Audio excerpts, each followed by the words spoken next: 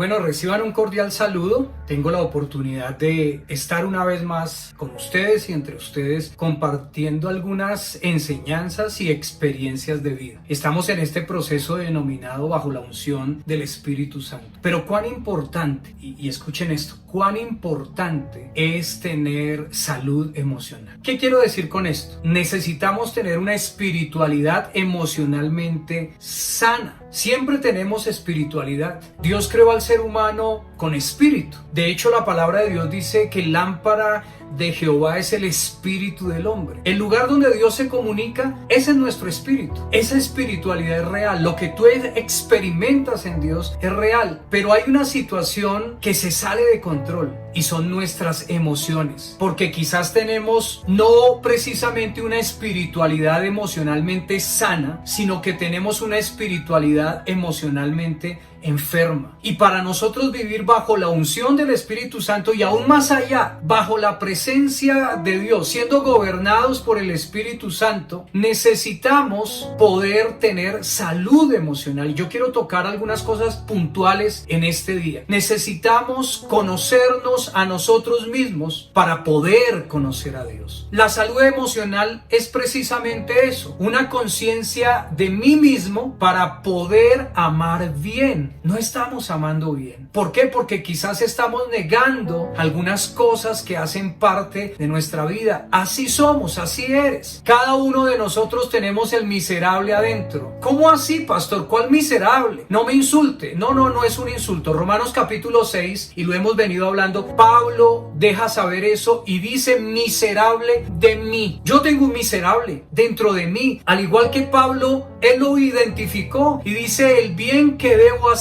no lo hago, y el mal que no debo hacer ese hago, y encuentro una ley en mis miembros. Se revela mi carne contra el espíritu. Entonces, en la carne, o lo que se llama carne, está asentado todo lo que es el alma, las emociones, la voluntad, los sentimientos, los pensamientos. Necesitamos conocernos a nosotros mismos y empezar a tratar con esas emociones que están enfermas en nosotros: la ira, la irritabilidad, el orgullo, la altivez, la soberbia, y bueno, aquellas emociones que nos llevan a esos pecados sexuales, a la promiscuidad, al adulterio, a la inmoralidad, porque eso está en nosotros. Acuérdense lo que Pablo le escribe a los Gálatas: manifiestas son las obras ¿de qué? De la carne. Entonces, cuando él dice: miserable de mí, ¿quién me librará de este cuerpo de muerte? He encontrado que el mal vive en mí, que el pecado mora en mí, y esto es en mi carne. Pongamos atención a eso, por favor, porque Dios quiere usarnos, pero usarnos no solo en el ámbito espiritual. Pero ¿cuántos hoy día están desertando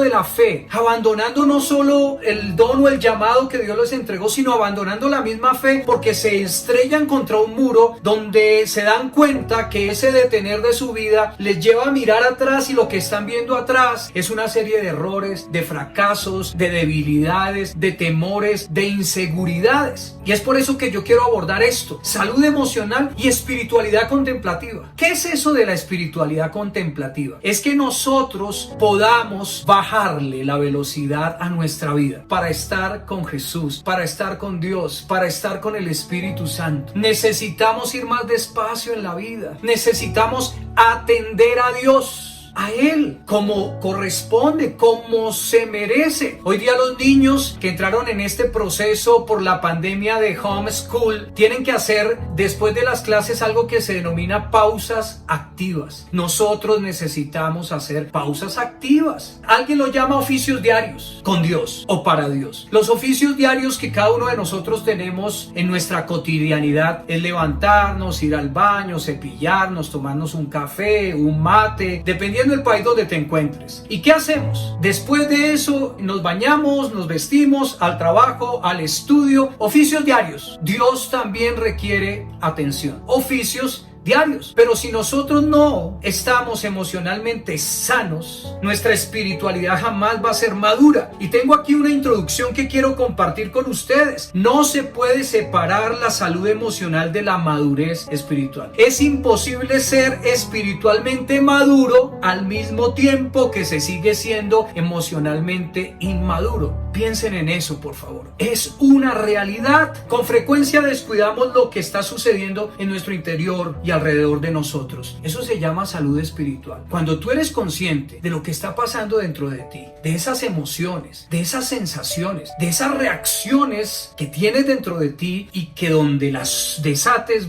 va a echar a perder muchas cosas, ahí tenemos que pensar que algo anda mal. Se compara la salud emocional o las emociones como un iceberg. Usted notará que en un iceberg solamente podemos ver una parte de él. En porcentaje, solamente vemos el 10% de ese iceberg. El otro 90% es lo que está abajo de la superficie. Es lo que no se ve. Es donde tenemos que trabajar. Son aquellas áreas que quizás nos enseñaron a reprimir, a cubrir con versículos. Dios quiere que disfrutemos a plenitud su presencia. Él desea que disfrutemos a plenitud su gracia, su palabra, nuestra vida en Cristo. Pero si nosotros no tratamos con aquellas áreas que sabemos que están ahí, que en momentos se manifiestan más, que se pronuncian en ocasiones mucho más fuerte, que quizás nuestros seres queridos, nuestro cónyuge, nuestros hijos, nuestra familia o círculos cercanos se dan cuenta de esos momentos de irritabilidad, son cosas que están ahí, con las cuales tenemos que tratar. Lo otro, estamos demasiado ocupados para reducir la velocidad de nuestra vida a fin de estar con Dios. Espiritualidad contemplativa, la presencia de Dios en nosotros, Dios guiándonos. El Señor no quiere que trabajes más para Él. El Señor quiere que vivas con Él. Y vamos a considerar un testimonio de un creyente que dice lo siguiente: yo había sido cristiano durante 22 años. Sin embargo, en lugar de ser un cristiano de 22 años, había sido un cristiano de 1 año de edad, pero 22 veces. Todo lo que hacía era repetir las mismas cosas una y otra vez. Y no te estoy señalando, solo quiero que te identifiques con lo que estoy diciendo.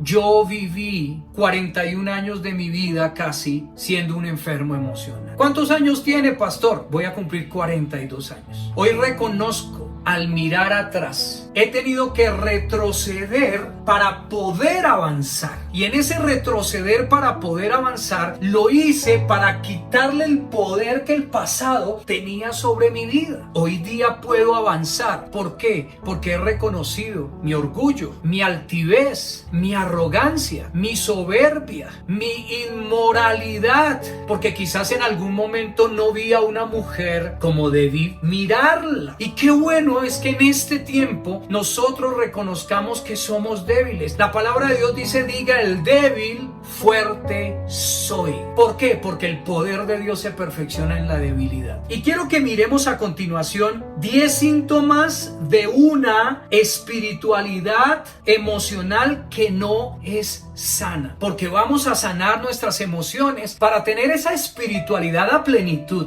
¿Cuántos después de ministrar nos sentimos deprimidos? ¿Cuántos después de vivir una experiencia gloriosa siendo usados por Dios, quizás en la enseñanza de la palabra, en la ministración de adoración, cuando todo termina y estamos solos, nos sentimos deprimidos, frustrados? ¿Sabe por qué sucede eso? Porque estamos teniendo problemas emocionales. Y llegó el tiempo de disfrutar nuestra vida espiritual. Llegó el tiempo de ser sinceros. Y por eso vamos a mirar estos 10 síntomas. El primero, usar a Dios para huir de Él. Sí, como lo escuchó. Por lo general, cuando oro, es para pedirle a Dios que haga mi voluntad y no para someterme a la de Él. Piensa cuántas veces has usado a Dios para huir de Él. ¿Por qué no estás orando? No, es que tengo que preparar la enseñanza. No, es que tengo que practicar mi danza. Es que tengo que practicar los patrones. Es que tengo que hacer...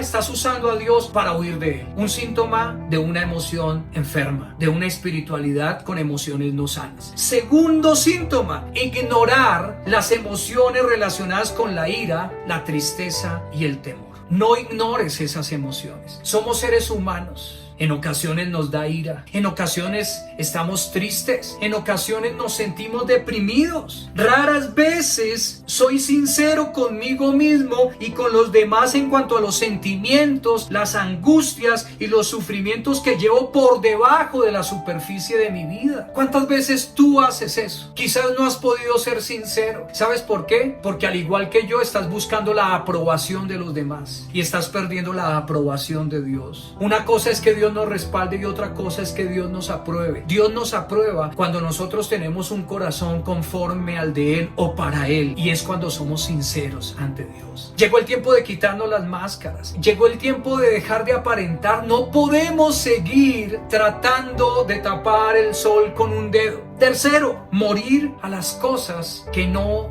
debo morir. Yo tengo tendencia a negarme a los deseos y placeres que ha puesto Dios en mi vida, como las amistades, el gozo, la música, la belleza, la risa y la naturaleza. Y me escondía bajo ese principio de no, tengo que ser serio, soy un hombre de Dios, la gente no puede ver esto. No, eres un ser humano, somos seres humanos. Se me hace difícil morir a mis esfuerzos por protegerme y por defenderme a mi falta de vulnerabilidad y a mi tendencia a criticar. ¿A qué cosas estás muriendo? Las cuales no debes morir. Cuarto síntoma, negar el impacto causado por el pasado en el presente. Raras veces tengo en cuenta la forma en que mi familia de origen, así como las personas y los sucesos significativos de mi pasado, le han dado forma a mi presente. Quinto síntoma, dividir la vida en un comportamiento secular y otro sagrado. Me es muy fácil situar a Dios en el comportamiento de las actividades cristianas, al mismo tiempo que me suelo olvidar de Él cuando estoy trabajando, haciendo compras, estudiando o recreándome. No podemos desconectar lo sagrado de lo secular. No se debe hacer así. Tenemos una vida y estar en la iglesia, servir en el ministerio, hace parte de esa vida, como lo es ir de compras, como lo es ir al cine. Sexto, trabajar para Dios en lugar de vivir con Dios. Ya lo había mencionado. Tengo tendencia a evaluar mi espiritualidad en base a lo mucho que estoy haciendo para Dios. No eres espiritual en lo mucho que hagas para Dios. Eres espiritual en lo mucho que vivas con Él. Eso es ser espiritual. Séptimo, espiritualizar los conflictos para desprenderme de ellos. Por lo general pierdo la paz verdadera cuando tapo los desacuerdos, sepulto las tensiones y evito los conflictos en lugar de trastornar la paz falsa como lo hacía Jesús.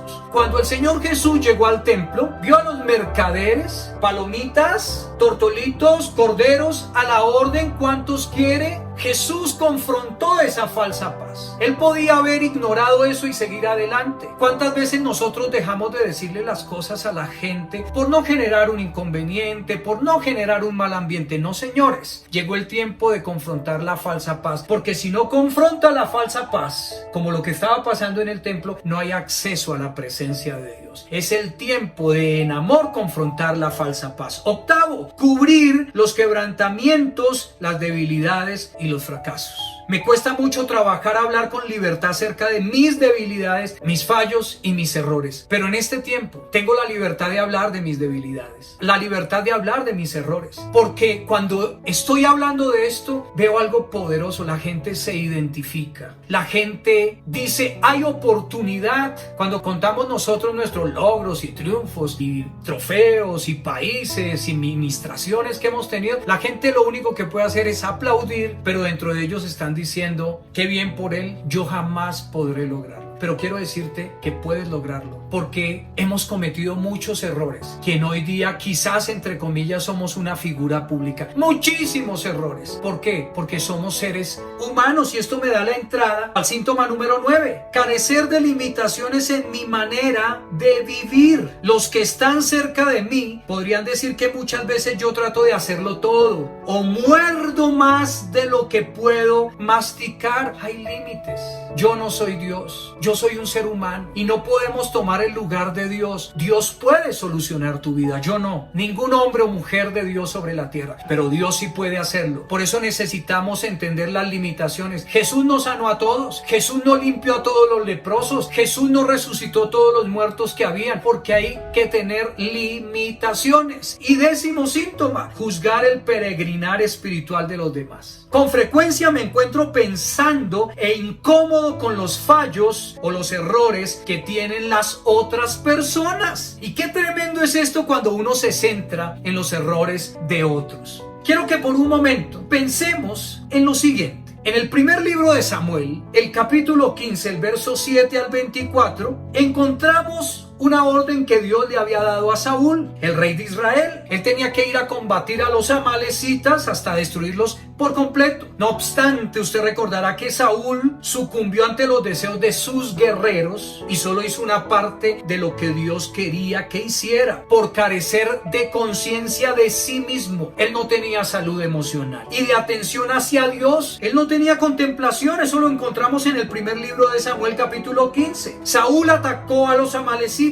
desde Javila hasta Sur, que está cerca de la frontera de Egipto. A Agag, rey de Amalek, lo capturó vivo, pero a todos los habitantes los mató a filo de espada. Además de perdonarle la vida al rey Agag, Saúl y su ejército preservaron las mejores ovejas y vacas, los terneros más gordos y, en fin, todo lo que era de valor. Nada de esto quisieron destruir, solo destruyeron lo que era inútil y lo que no servía. La palabra del Señor vino a Samuel en el verso 10 y el verso 11 dice: me arrepiento de haber hecho rey a Saúl, pues se ha apartado de mí y no ha llevado a cabo mis instrucciones. Tanto se alteró Samuel que pasó la noche clamando al Señor. Por la mañana muy temprano se levantó y fue a encontrarse con Saúl, pero le dijeron: Saúl fue a Carmel y allí se erigió un monumento. Luego dio una vuelta y continuó hacia Gilgal. Cuando Samuel llegó, Saúl le dijo: que el Señor te bendiga, he cumplido las instrucciones del Señor. Y entonces, ¿qué significan esos balidos de oveja que me parece oír?, le reclamó Samuel. ¿Y cómo es que oigo mugidos de vaca? Son las que nuestras tropas trajeron del país de Amalek, respondió Saúl. Dejaron con vida a las mejores ovejas y vacas para ofrecerlas al Señor. Basta, lo interrumpió Samuel. Voy a comunicarte lo que el Señor me dijo anoche. Te escucho, respondió Saúl. Entonces Samuel le dijo: ¿no es cierto que aunque te creías poca cosa, has llegado a ser jefe de las tribus de Israel? ¿No fue el Señor quien te ungió como rey de Israel y te envió a cumplir una misión? Él te dijo: ve y destruye a esos pecadores, los amalecitas, atácalos hasta acabar con ellos. ¿Por qué entonces no obedeciste al Señor? ¿Por qué echaste mano del botín e hiciste lo que ofende al Señor? Yo sí he obedecido al Señor, insistió Saúl. He cumplido la misión que él me encomendó. Traje prisionero a Agag, rey de Amalek, pero destruí a los amalecitas, y del botín los soldados tomaron ovejas y vacas con el propósito de ofrecerlas en Gilgal al Señor tu Dios. Samuel respondió: ¿qué le agrada más al Señor? ¿Que se le ofrezcan holocaustos y sacrificios, o que se obedezca lo que él dice? El obedecer vale más que el sacrificio, y el prestar atención más que la grasa de los carneros. La rebeldía es tan grave como la adivinación, la arrogancia como el pecado de la idolatría, y como tú has rechazado la palabra del Señor, él te ha rechazado como rey. He pecado, admitió Saúl, he quebrantado el mandato del Señor y tus instrucciones. Los soldados me intimidaron y les hice caso. El versículo 11 describe las reacciones de Dios ante las acciones de Saúl. ¿Cómo te impactan a ti estas reacciones? ¿En qué difiere esto de la respuesta de Saúl en los versículos 12 y 13? ¿Qué puede haber pasado debajo de la superficie de la vida de Saúl, de su iceberg, de lo que él no se había dado cuenta? Lean de nuevo los versículos 22 y 23. Describan con sus propias palabras la forma en que Samuel explica la desobediencia de Saúl. ¿Qué ejemplos podrían poner sobre las formas en que nosotros realizamos los actos de presentar holocaustos y sacrificios en lugar de obedecer la palabra del Señor? Esos interrogantes quiero que por favor, como tarea, los mediten. Entonces aquí me aseguro de que tienen que volver otra vez atrás la grabación y volver a escuchar. Cierro con esto. Saúl no solo carecía de conciencia con respecto a lo que estaba sucediendo en su interior, salud emocional, sino que tampoco cultivaba una vida contemplativa con Dios. Él trabajaba para Dios, pero no vivía con Él. David hacía todo lo contrario. David era consciente de sus errores. ¿O a quién se le ocurre componer un salmo donde habla de su adulterio? ¿O componer un salmo donde habla de sus depresiones, del homicidio de Urías Eteo? ¿A quién se le ocurre componer salmos de depresión, de tristeza? Pero también vemos a un David que a la hora de contemplar a Dios lo hacía con toda la atención. De igual manera, nuestro hacer para Jesús debe brotar de nuestro estar con Él. Si no estás con Él, tu hacer es mínimo, tu hacer no tiene profundidad, tu hacer no tendrá impacto. Debemos estar más con Él y menos hacer para Él. Con demasiada frecuencia vivimos de manera vicaria la espiritualidad de otras personas y solo nos relacionamos con Dios mientras andamos a la carrera, en medio de la agitación. Cuán importante es que bajemos la velocidad para estar más con el Señor. Él quiere que vivamos no solo bajo su unción, no solo bajo la unción del Espíritu Santo. Él quiere que vivamos con Él todo el tiempo. Llegó el momento de contemplar a Dios. Hay oficios diarios que tienes que realizar para Él. Bájale la velocidad a tu vida. Desconéctate de todo y de todos y atiende al Señor. Atiéndelo quizás como Daniel 3 veces al día, o quizás como David 7 veces al día. No es la cantidad de tiempo, es la calidad del tiempo que le damos al Señor. Llegó el tiempo de tener una espiritualidad emocionalmente sana. Oremos. Padre, en esta hora nos acercamos delante de ti y yo te doy toda la gloria, te contemplo en este momento. Eres mi Dios, soy un ser humano lleno de debilidad. Mis emociones durante toda mi vida me han venido jugando una mala pasada. Ayúdame a conocerme a mí mismo, a reconocer aquellas cosas que quizás otros ven en mí que tengo como problemas emocionales que yo mismo no puedo aceptar. Hoy renuncio a la aprobación de los demás. Hoy me enfoco en tener una salud emocional. Voy a ser consciente de mí mismo porque quiero amar bien lo que pasa a mi alrededor.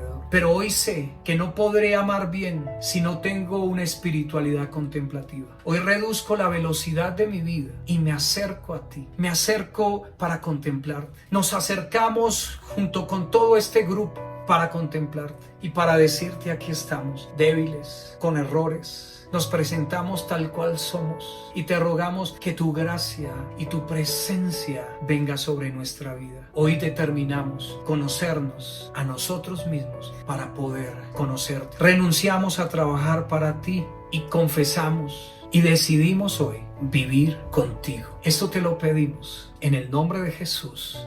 Amén y amén. Muchas gracias. Que el Señor les continúe bendiciendo. Un abrazo.